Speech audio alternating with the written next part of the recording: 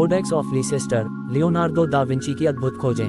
नमस्कार दोस्तों, आज हम बात करेंगे एक अद्भुत और अनोखी किताब के बारे में जिसे कोडेक्स ऑफ लीसेस्टर के नाम से जाना जाता है। ये किताब महान वैज्ञानिक, कलाकार और आविष्कारक लियोनार्डो दा विंची की सोच और खोजों का संग्रह है।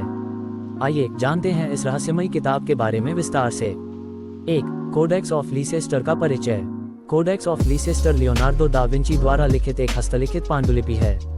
ये 72 पृष्ठों की एक किताब है जिसमें जल विज्ञान, खगोल विज्ञान, भौतिकी और इंजीनियरिंग के विषयों पर दा विंची के विचार और नोट्स शामिल हैं। 2. इतिहास और उत्पत्ति। ये पांडुलिपि 1506 से 1510 के बीच लिखी गई थी।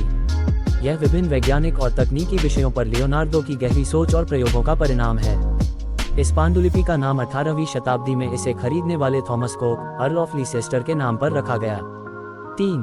विषय वस्तु और अनूठी खोजें। कोडेक्स ऑफ लीसेस्टर में मुख्यतः जल की प्रकृति, इसकी गति और इसके पृथ्वी पर प्रभाव के बारे में लिखा गया है। लियोनार्डो ने इसमें नदी, झरने, बाढ़ और चंद्रमा की रोशनी जैसे विषयों पर अपने विचार प्रस्तुत किए हैं। उनकी लिखाई और चित्रण इतने बारीकी से किए गए हैं कि यह वैज्ञानिक और कलात्मक दृष्टिकोण दोनों से अद्वितीय हैं। 4. भाषा और लेखन शैली।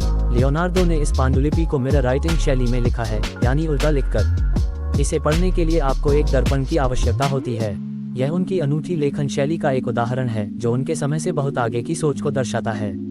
5. कोडेक्स का पुनरुद्धार और वर्तमान स्थिति। 1980 के दशक में कोडेक्स ऑफ लीसेस्टर को बिल गेट्स ने नीलामी में खरीदा।